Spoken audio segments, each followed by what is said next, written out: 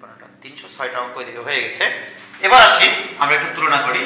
x square by a square plus y square by b square equal to 1 আর অধিবৃত্তের সমীকরণ হয় x square by a square minus y square by b square equal to 1 অথবা y square by b square y স্কয়ারটা আগে থাকবে minus x square by a square this equal to 1।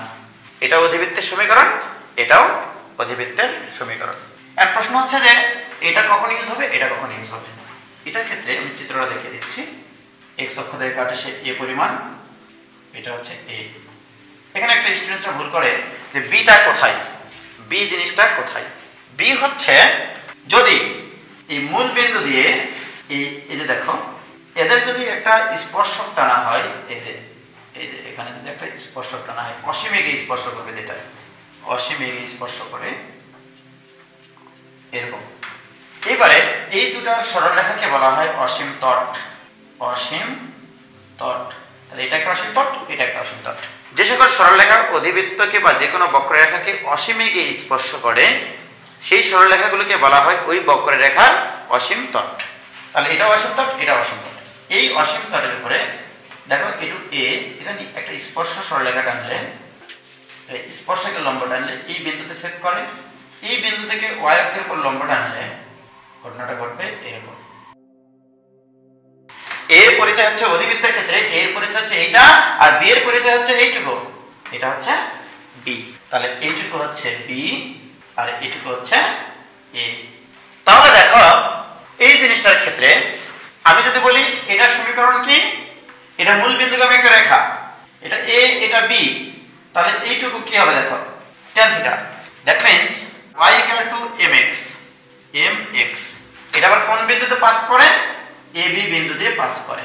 তাহলে ab বিন্দুতে যদি আমরা পাস করাই তাহলে কি আসবে, b equal to m into a, অতএব m equal to b by a। Clear? তাহলে m এর মান আমি জানি, m এর মান যদি এখানে বসিয়ে দিই অতএব y equal to b by a into x। এটা একটা অসীম তটের সমীকরণ। এটার equation y equal to b by a into x। অর্থাৎ এই অধিবৃত্তটার একটা অসীম তটের সমীকরণ হচ্ছে y equal to b by a into x। আরেকটা কি আসবে, এইটা, এটা কিনা এই কোণ উৎপন্ন করবে, রাইট? এটা ঢাল কত হবে, minus b by a। That means এটার ইকুয়েশন হবে y equal to minus b by a into x। That means এই অধিবৃত্তটার দুইটা অসীম তটের সমীকরণ, একটা হচ্ছে y equal to b by a into x, একটা হচ্ছে y equal to minus b by a into x। এই দুটাকে যদি আমরা একসাথে লিখি তাহলে y ইকুয়াল টু হবে plus minus b by a into x। তাহলে আমি যদি বলি এই অধিবৃত্তের অসীম তটের সমীকরণ কি, y equal to plus minus b by a into x। Clear? এবং সারমর্ম টানি দিই আমি এখানে, যদি আমি অধিবৃত্তের সমীকরণে ধ্রুবক পদটাকে 0 বানিয়ে দিই তাহলে কি ঘটনা ঘটে দেখো। ধ্রুবক পদটাকে 0 বানিয়ে দিলে এখান থেকে এক জোড়া সরল লেখা আসে, কিভাবে, x square by a square equal to y square by b square, অতএব y square by y square equal to b square by a square into x, অতএব y ইকুয়াল টু বর্গমূল করলে প্লাস মাইনাস এখানে x square plus minus b by a into x। ও heavy একটা জিনিস। দেখো আমরা কিন্তু অসীম তলের সমীকরণ এখানে এই চিত্র দেখিয়ে বলেছিলাম এই অসীম তলের সমীকরণ হবে একটা y equal to b by a into x আর একটা y equal to minus b by a into x, right? এবং y equal to plus minus b by a into x। But এখানে কি করে আসলো, জাস্ট এই তিনটা লাইন সলভ করে y ইকুয়াল টু একই জিনিস আসলো। অর্থাৎ যদি আমাকে কোনো উপবৃত্তের অসীম তটের সমীকরণ বের করতে বলে এই চিত্রের কোনো প্রয়োজন নাই, রাইট?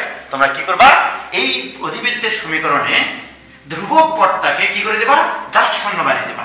ধ্রুবক পদটাকে শূন্য বানিয়ে যে সমীকরণ আসবে একজোড়া সরলরেখার সমীকরণ পাবা। সেই একজোড়া সরলরেখাই হচ্ছে তোমার ওই অধিবৃত্তের অসীম তটের সমীকরণ।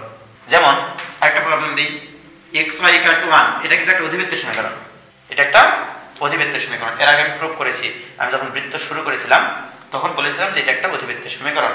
আমি কি বললাম, অসীম তটের সমীকরণ নির্ণয় করার জন্য অধিবৃত্তের সমীকরণে ধ্রুবক পদটাকে কি বানায় দিতে হবে, শূন্য বানায় দিতে হবে। তাহলে এখানে যদি আমরা শূন্য বানাই দিই তাহলে অসীম তটের সমীকরণ xy ইকুয়াল টু 0, তাহলে দুটো জিনিসের গুণফল ইকুয়াল টু 0, এর অর্থ কি x ইকুয়াল টু 0 হতে পারে, y ইকুয়াল টু 0 হতে পারে। তাহলে x ইকুয়াল টু 0 মানে y অক্ষরেখা, আর y ইকুয়াল টু 0 মানে কি, এটা হচ্ছে x অক্ষরেখা, এটা হচ্ছে y অক্ষরেখা, এটা হচ্ছে x অক্ষরেখা। অর্থাৎ আমি যদি বলি এই অধিবৃত্তের অসীম তটের সমীকরণ দুটো কি কি হবে, একটা হচ্ছে y ইকুয়াল টু 0 আর একটা হচ্ছে x ইকুয়াল টু 0। ক্লিয়ার? যে কোনো একটা অধিবৃত্তের সমীকরণে ধ্রুবক পদটাকে 0 বানিয়ে যে একজোড়া সরলরেখা আসবে, সেই একজোড়া সরলরেখাই হচ্ছে তোমার অসীম তটের সমীকরণ। ক্লিয়ার? এবার আসি, তাহলে অধিবৃত্তের ক্ষেত্রে আমরা আবারও ফিরে আসলাম সমীকরণে। যদি x অক্ষ থেকে a অংশ কাটে তাহলে আমার সমীকরণটা লিখতে হবে x² / a² - y² / b² = 1। অধিবৃত্তের ক্ষেত্রে a বড় নাকি b বড় এটা মুখ্য বিষয় না। উপবৃত্তের ক্ষেত্রে কি ছিল, a is greater than b হলে সমীকরণটা হতো এরকম, আর a যদি is less than b হতো তাহলে উপবৃত্তটার সমীকরণ হয় এরকম। মনে রাখবা এটার ক্ষেত্রে উৎকেন্দ্রিকতা ছিল e√1 - b² / a², এটার ক্ষেত্রে উৎকেন্দ্রিকতা ছিল √1 - a² / b²।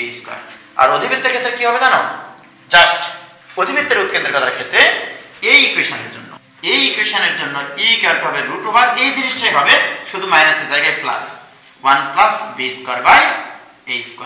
আর যদি এই ইকুয়েশন থাকে, এই যে এই ইকুয়েশনটা থাকে, b² টার্মটা আগে থাকবে, y² টার্মটা, সেক্ষেত্রে e ইকুয়াল টু হবে এইটা, কিন্তু মাইনাসের জায়গায় প্লাস, আর কোনো চেঞ্জ নাই।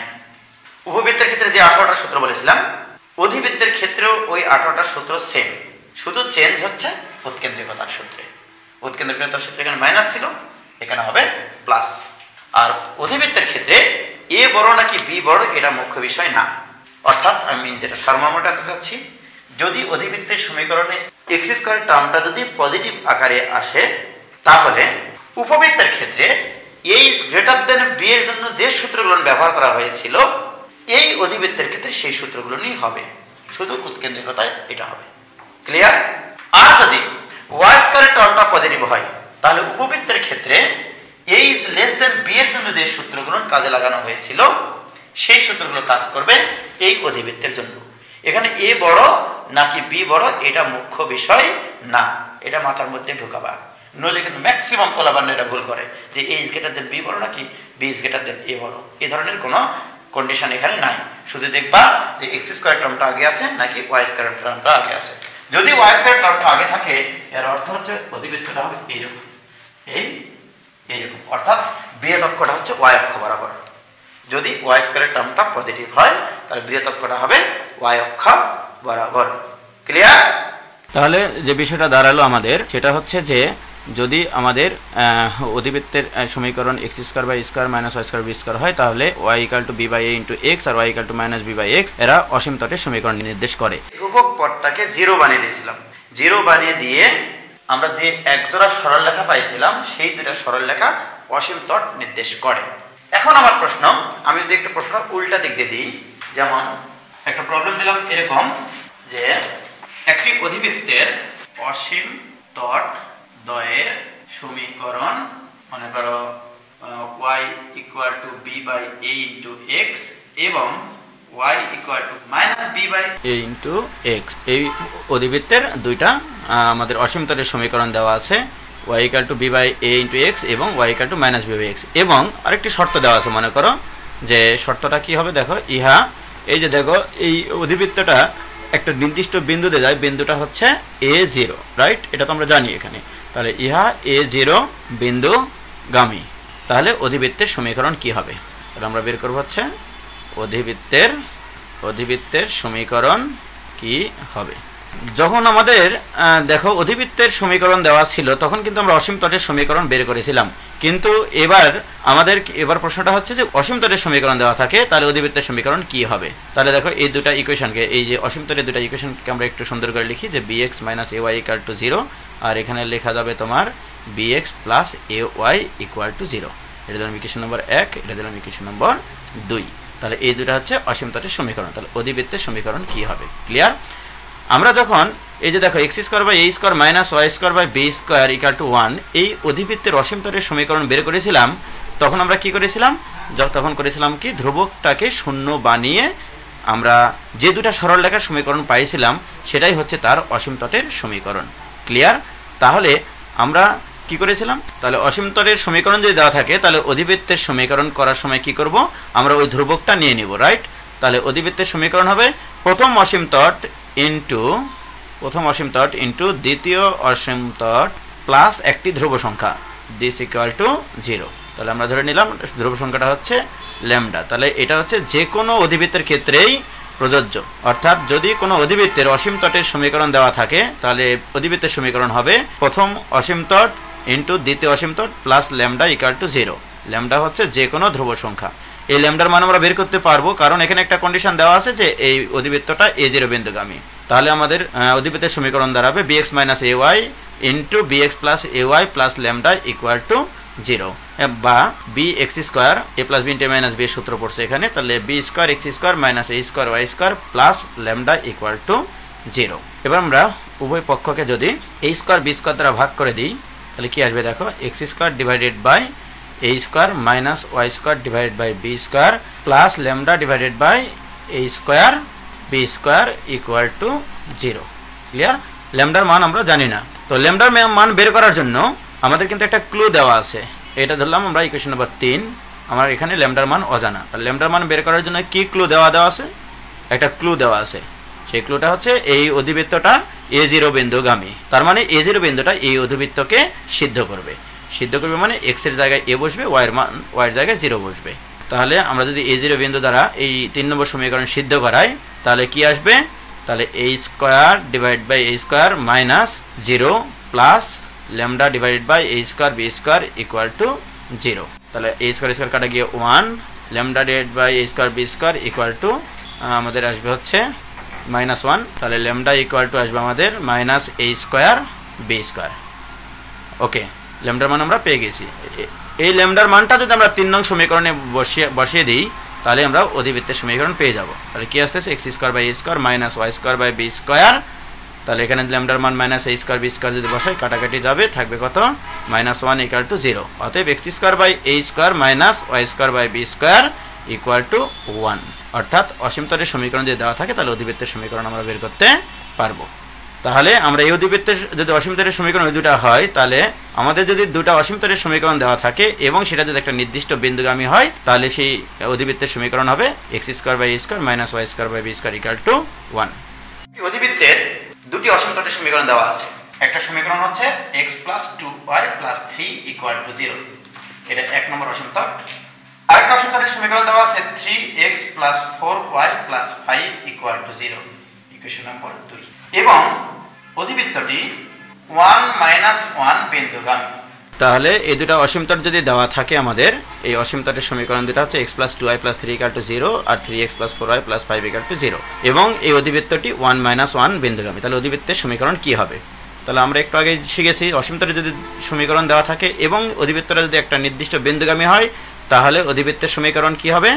তাহলে অধিবৃত্তের সমীকরণ প্রথম অসীম তট ইন্টু দ্বিতীয় অসীম তট প্লাস একটা ধ্রুব সংখ্যা অর্থাৎ ল্যামডা ইকুয়াল টু 0। তাহলে x plus 2y plus 3 into 3x plus 4y plus 5 plus lambda equal to 0। ধ্রুবকটাকে শূন্য বানিয়ে দিয়েছিলাম, কিন্তু ধ্রুবকটাতে একটা মান আছে সমীকরণ যখন বের করতে যাব, রাইট? তাহলে এটা হচ্ছে আমার 3 নম্বর ইকুয়েশন। তাহলে ল্যামডার মান বের করার জন্য তথ্য দেওয়া আছে অধিবৃত্তটি 1 মাইনাস 1 বিন্দুগামী। তাহলে ইহা 1 মাইনাস 1 বিন্দুগামী। ক্লিয়ার? তাহলে 1 মাইনাস 1 বিন্দুটা এই সমীকরণকে সিদ্ধ করবে। সিদ্ধ করাই তাহলে x এর মান 1, তাহলে 1 মাইনাস 2 প্লাস 3 ইন্টু x এর মান 1 বসালে 3 minus 4 plus 5 plus lambda equal to 0। তাহলে এখানে থাকতেছে আমার 4 থেকে 2 বাদ দিলে 2 ইন্টু 8 থেকে মোটামুটি 4 বাদ দিলে মোটামুটি 4, গোটাগুটি হবে 4, দিস ইকুয়াল টু 0। অতএব ল্যামডা ইকুয়াল টু -8। ল্যামডার মানটা জাস্ট এখানে বসিয়ে দিলে অ্যান্সার কমপ্লিট। তাহলে আমরা কি পাচ্ছি? অধিবৃত্তের সমীকরণ থাকলে অসীম তলের সমীকরণ পারি, অসীম তলের সমীকরণ থাকলে অধিবৃত্তের সমীকরণ বের করতে পারি। ক্লিয়ার? আমি আরো দুইটা প্রবলেম করাবো পরাবৃত্তের আর কি। আমরা কিন্তু পরাবৃত্তের সমীকরণ বের করতে পারি কখন কখন, যদি বিভিন্ন কেজেই করা যায়। উপকেন্দ্র আর দিকাক্ষ জানা থাকে পরাবৃত্তের সমীকরণ আমরা পারতাম, অথবা শীর্ষবিন্দু দিকাক্ষ দেওয়া থাকলে পারা যায়, উপকেন্দ্র শীর্ষবিন্দুতে স্পর্শক থাকলে পারা যায়, উপকেন্দ্র শীর্ষবিন্দু দেওয়া থাকলে পরাবৃত্তের সমীকরণ বের করা যায়, শীর্ষবিন্দু এবং উপকেন্দ্রিক লম্বের সমীকরণ থাকলে পরাবৃত্তের সমীকরণ বের করা যায়, শীর্ষবিন্দু এবং দ্বিকাক্ষের সমীকরণ দেওয়া থাকলেও পরাবৃত্তের সমীকরণ বের করা যায়। বিভিন্ন কেস, বেশ কয়েকটা কেস আছে এখানে, এগুলোর ক্ষেত্রে আমরা পরাবৃত্তের সমীকরণ বের করতে পারি। এগুলো তোমরা ইন্টারমিডিয়েটে করেছো। বাট এবার আমি এত সুন্দর একটা প্রবলেম নেব যেখান থেকে তুমি উপকেন্দ্রও বের করতে পারবা না, হয়তো বা দ্বিকাক্ষ বের করা গেল না, তখন আমরা সমীকরণটা কিভাবে বের করব, রাইট? এই ধরনের একটা প্রবলেম আমি নিচ্ছি। প্রবলেমটা লিখো। সেটা হচ্ছে যে পরাবৃত্তের অক্ষরেখার সমীকরণ 3x + 4y + 1 = 0 এবং শীর্ষে স্পর্শকের সমীকরণ 4x - 3y = 0। আরেকটা তথ্য দেওয়া আছে, উপকেন্দ্রিক লম্বের দৈর্ঘ্য দেওয়া আছে তোমার 6 একক। পরাবৃত্তটির সমীকরণ কি হবে? ওকে, তাহলে দেখো আমরা যদি চিত্র আঁকি এখানে, মনে করো এটা হচ্ছে পরাবৃত্তের অক্ষরেখা, এটা হচ্ছে পরাবৃত্তের অক্ষরেখা, এটা হচ্ছে শীর্ষবিন্দুতে স্পর্শক। এটা কিন্তু x অক্ষ y অক্ষ না। তো ঘটনা হলো যে এই রেখাটার সমীকরণ দেওয়া আছে, এই রেখাটার সমীকরণ হচ্ছে এইটা, পরাবৃত্তের অক্ষরেখা 3x + 4y + 1 = 0 এবং শীর্ষবিন্দুতে স্পর্শকের সমীকরণ দেওয়া আছে তোমার 4x - 3y = 0। তাহলে দেখো আমরা কিন্তু পরাবৃত্তের সমীকরণ বের করতে পারতাম যদি উপকেন্দ্র দেওয়া থাকে আর দ্বিকাক্ষের সমীকরণ দেওয়া থাকে, শীর্ষবিন্দু থাকে অথবা দ্বিকাক্ষ দেওয়া থাকে এইসব ক্ষেত্রে। বাট এই ক্ষেত্রে আমরা কখনোই শিখি নাই। কিন্তু অ্যাকচুয়ালি মূল বিষয়টা কি? মূল বিষয়টা দেখো, যখন তোমরা পরাবৃত্তের মেইন ইকুয়েশন করেছো, আমি এটা বলেছিলাম তোমাদেরকে, এটা যদি x ও x প্রাইম হয় ও y প্রাইম হয়, p অফ x y হয়, তাহলে এটুকু x এটুকু y, এবং এই পরাবৃত্তের সমীকরণ কি ছিল আমাদের? y² = 4ax। এবার আসো, এই y এর পরিচয়টা কি আসলে? y এর পরিচয় হচ্ছে p অফ xy হতে অক্ষরেখার লম্ব দূরত্ব। তাহলে এখানকার y এর পরিচয় হচ্ছে p অফ xy হতে অক্ষরেখার লম্ব দূরত্ব। এর উপর ² = 4a * x এর পরিচয় কি আসবে? x এর পরিচয় হচ্ছে দেখো p অফ xy হতে শীর্ষবিন্দুতে স্পর্শকের লম্ব দূরত্ব। তাহলে আমরা লিখব এখানে শীর্ষবিন্দু হতে স্পর্শকের লম্ব দূরত্ব। ক্লিয়ার? তার মানে কি আমার উপকেন্দ্র দ্বিকাক্ষের প্রয়োজন নাই, উপকেন্দ্র শীর্ষবিন্দুর প্রয়োজন নাই, শীর্ষবিন্দু দ্বিকাক্ষের প্রয়োজন নাই, শীর্ষবিন্দু উপকেন্দ্রিক লম্বের সমীকরণের প্রয়োজন নাই। জাস্ট আমার দুইটা জিনিস প্রয়োজন, একটা হচ্ছে অক্ষরেখার সমীকরণ আর একটা শীর্ষে স্পর্শকের সমীকরণ, এবং দুটোই এখানে দেওয়া আছে। দেখো, অক্ষরেখার সমীকরণ, শীর্ষে স্পর্শকের সমীকরণ। এবং 4a মানে কি? 4a মানে উপকেন্দ্রিক লম্বের দৈর্ঘ্য। তাহলে এবার আসি, তাহলে আমার এই অঙ্কটার অ্যান্সার কি হবে? এই অঙ্কটার অ্যান্সার হবে পরাবৃত্তটার সমীকরণ, অতএব পরাবৃত্তের সমীকরণ এখানে করি। পরাবৃত্তের সমীকরণ কি শিখলাম? p অফ xy হতে অক্ষরেখার লম্ব দূরত্ব, অক্ষরেখা এটা, তাহলে xy হতে এই অক্ষরেখার লম্ব দূরত্ব 3x + 4y + 1 √3² + 4², এর উপরে বর্গ ইকুয়াল টু উপকেন্দ্রিক লম্বের দৈর্ঘ্য। উপকেন্দ্রিক লম্বের দৈর্ঘ্য কত দেওয়া আছে? 6। এখানে লিখতে হবে ±6, কারণ এটা এইদিকে না হয়ে এই পরাবৃত্তটা এইদিকেও হতে পারে। দ্যাট মিন্স 4 এর চিহ্নটা পজিটিভ নেগেটিভ দুটাই হতে পারে। কারণ দেখো অক্ষরেখা এটাই আছে, শীর্ষবিন্দুতে স্পর্শক কিন্তু ওটাই আছে। এইটা ইনটু শীর্ষে স্পর্শকের লম্ব দূরত্ব কোত্থেকে? p অফ xy থেকে। তাহলে p অফ xy থেকে শীর্ষবিন্দুতে স্পর্শকের লম্ব দূরত্ব হবে 4x - 3y √4² + 3²। That's enough. তাহলে এটা এখন ক্যালকুলেশন করে যা হবে সেটাই অ্যান্সার। ওকে, এবার আমি একটা জিনিস করব, সেটা হচ্ছে খুবই মজার জিনিস, সেটা হচ্ছে অন্তরীকরণ দিয়ে কেন্দ্র হরণ। হেডিংটা হবে অন্তরীকরণ দিয়ে কেন্দ্র হরণ।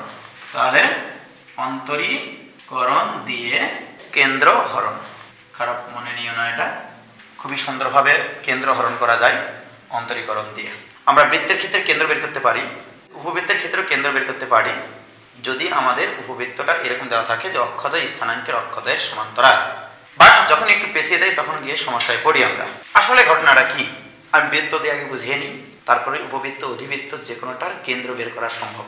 যেমন আমি একটা অঙ্ক দিলাম তোমার এরকম যে x square plus y square minus 2x minus 4y plus 1 equal to 0। তো এই বৃত্তের কেন্দ্র 1 2, এটা তোমরা বের করতে পারো, খুব সহজে বের করতে পারো। বাট এটার একটা আমি অন্তরীকরণ মেথডের কথা বলছি। এটা আবার কি জিনিস? সেটা হচ্ছে, মনে করো এই বৃত্তটা হচ্ছে দেখতে এরকম, যেহেতু কেন্দ্র 1 2 ফার্স্ট কোয়াড্রেন্টে, ব্যাসার্ধ আসবে 2, দ্যাট মিন্স এই হচ্ছে বৃত্তের সমীকরণ, দ্যাট মিন্স কেন্দ্র হচ্ছে এটা। আমি যে জিনিসটা তোমাকে শেখাবো এবার, সেটা হচ্ছে ধরে নাও তোমার এই বৃত্তটা হচ্ছে f of xy function, that means এই বৃত্তটা x এরও ফাংশন, এই যে বাম পাশের ইকুয়েশনটা x এরও ফাংশন আবার y এরও ফাংশন। তো আমরা যখন কোন একটা ফাংশনের সে f of x equal two x square minus 2x plus 5, আমি যদি তোমাকে বলতাম এই ফাংশনটার সর্বোচ্চ বা সর্বনিম্ন মান বের করার জন্য শর্ত কি লাগে? তোমরা ক্যালকুলাসে শিখেছো ফাংশনের লঘু এবং গুরু মানের জন্য f dash x equal to 0 হয়, রাইট? তো এটাকে লেখা হয় ddx অফ f, অর্থাৎ f ফাংশনকে x এর সাপেক্ষে ডিফারেন্সিয়েশন ইকুয়াল টু 0 লেখো। দ্যাট মিন্স যে সকল বিন্দুতে লঘু বা গুরু মান পাওয়া যায় সেই সকল বিন্দুতে স্পর্শকগুলো x অক্ষের সমান্তরাল হয় x এর সাপেক্ষে যখন ডিফারেন্সিয়েশন করো। তাহলে ddx of f equal to 0 কখন? যদি স্পর্শকগুলো x অক্ষের সমান্তরাল হয়। ক্লিয়ার? আমি যদি এই ফাংশনটাকে x এর সাপেক্ষে ডিফারেন্সিয়েশন করি, কিন্তু এই ফাংশনটা কিন্তু xy এর ফাংশন, রাইট? কিন্তু আমি করতে চাচ্ছি কিসের সাপেক্ষে? x এর সাপেক্ষে, মানে পার্শিয়ালি ডিফারেন্সিয়েশন করব। এটাকে বলা হয় পার্শিয়াল ডিফারেন্সিয়েশন, অর্থাৎ এটাকে প্রকাশ করা হয় এরকম ভাবে, এই দেখো del x of del f, এটাকে বলা হয় x এর সাপেক্ষে partial differentiation. This equal to 0 হওয়ার অর্থ কি জানো? এর অর্থ হচ্ছে এই গ্রাফটার যে সকল বিন্দুতে স্পর্শকগুলো x অক্ষের সমান্তরাল, তাহলে কোন কোন বিন্দুতে স্পর্শকগুলো x অক্ষের সমান্তরাল? এই দেখো এই বিন্দুতে একটা, এই বিন্দুতে একটা। এবার দেখো এটা যদি আমি করি, এটার অর্থ হচ্ছে আমি এই সমীকরণটাকে x এর সাপেক্ষে ডিফারেন্সিয়েশন করব। অর্থাৎ যখন আমি x এর সাপেক্ষে ডিফারেন্সিয়েশন করব, তখন বাদবাকি পৃথিবীর সবাই ধ্রুবক, x থাক y থাক, x টা চলক বাদী, বাদবাকি সব অক্ষরগুলো হবে ধ্রুবক। তাহলে আসি আমরা, অতএব x এর সাপেক্ষে ডিফারেন্সিয়েশন করলে 2x, এটা ডিফারেন্সিয়েশন 0 কারণ ধ্রুবক, এটা ডিফারেন্সিয়েশন -2 ইকুয়াল টু 0। অতএব x ইকুয়াল টু কত? 1। What is x equal to 1? x equal to 1 হচ্ছে y অক্ষের সমান্তরাল একটা সরলরেখা, রাইট?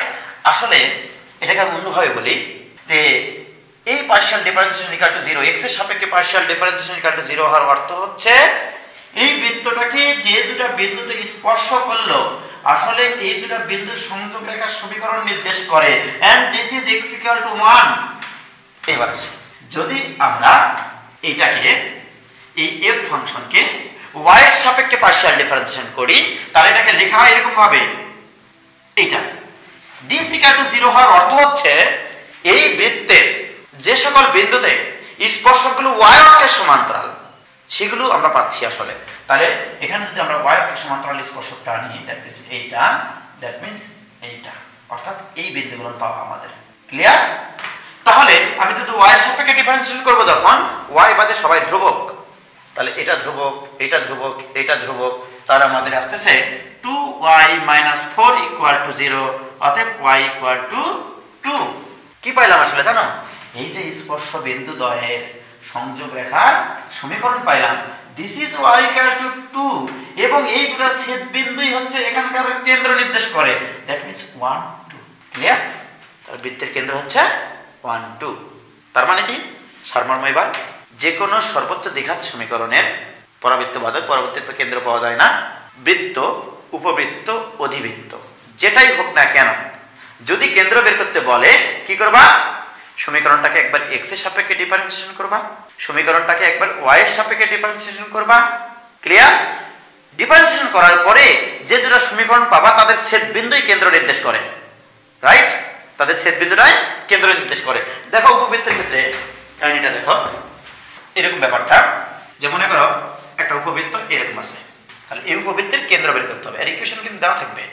প্রথম কাজ হচ্ছে আগে তোমাকে এই উপবৃত্তের স্পর্শ রেখা টানতে হবে যেন x অক্ষের সমান্তরাল হয়। তাহলে স্পর্শ রেখা মানে এখানে একটা স্পর্শরেখা x অক্ষের সমান্তরাল, এখানে একটা স্পর্শরেখা। অর্থাৎ আমি যখন del f divided by del x বের করব, দিস ইকুয়াল টু যখন 0 বলবো, আসলে যে জিনিসটা পাবো এই বিন্দু আর এই বিন্দুর সংযোগ রেখার সমীকরণ পাবো, রাইট? আর যখন del f by del y this equal to 0 পাবো, এর অর্থ হচ্ছে y অক্ষের সমান্তরাল স্পর্শক টানলে এইটা অথবা এইটা, দ্যাট মিন্স এই বিন্দু আর এই বিন্দুর সংযোগ রেখার সমীকরণ পাবো আসলে। এবং এই যে প্রাপ্ত দুটা সরলরেখা পাইলাম, এদের ছেদ বিন্দুটাই হচ্ছে এই উপবৃত্তের কেন্দ্র। এটাই হচ্ছে উপবৃত্তের কেন্দ্র। তাহলে যে কোনো উপবৃত্তকে আমরা কি করব, একবার x এর সাপেক্ষে ডিফারেন্সিয়েশন আর একবার y এর সাপেক্ষে ডিফারেন্সিয়েশন করার পরে যে দুটো সরলরেখা পাবো তাদের ছেদ বিন্দুটাই কেন্দ্র নির্দেশ করে। এখন আসি, আমি একটা প্রবলেম দিই তোমাদেরকে। এরকম দিলাম 2x square plus 3y square plus 5x plus 7y plus 1 equal to 0। এটা একটা উপবৃত্তের সমীকরণ। এখন বলো তো, জেনারেল নিয়মে যদি এটার কেন্দ্র বের করতে যাও তাহলে ঘটনাটা কি ঘটবে নি, ঠিক কত সময় লাগবে? বাট আমরা এখানে কি শিখলাম এটাকে আমরা x এর সাপেক্ষে মনে মনে একবার ডিফারেন্সিয়েশন করব। যখন x এর সাপেক্ষে ডিফারেন্সিয়েশন করব শুধু x গুলোকে ডিফারেন্সিয়েশন করব, যখন y এর সাপেক্ষে ডিফারেন্সিয়েশন করব শুধু y গুলোকে ডিফারেন্সিয়েশন করব, রাইট? তাহলে x এর সাপেক্ষে যখন ডিফারেন্সিয়েশন করব তখন ইকুয়েশন আসবে 4x + 5 = 0। এখান থেকে x = আসবে -5/4। যখন y এর সাপেক্ষে ডিফারেন্সিয়েশন করব 6y + 7 = 0। এখান থেকে y = পাবো আমি -7/6। x আর y মান পেয়ে গেছি। অতএব কেন্দ্র হচ্ছে -5/4 -7/6, এটাই आंसर। এই অঙ্কটা যদি তোমরা সাধারণ নিয়মে করতে যাও তোমার এসএসসি তে যেভাবে করো আর কি, তাহলে মোটামুটি এক পাতার মতো লাগতো। কারণ এটাকে x - x1² divided by a square plus y - y1² divide by b square এই ফরম্যাটে নিয়ে আসার পরে কেন্দ্র বের করতে হতো। বাট আমরা কি করলাম, অন্তরীকরণ দিয়ে কেন্দ্র হরণ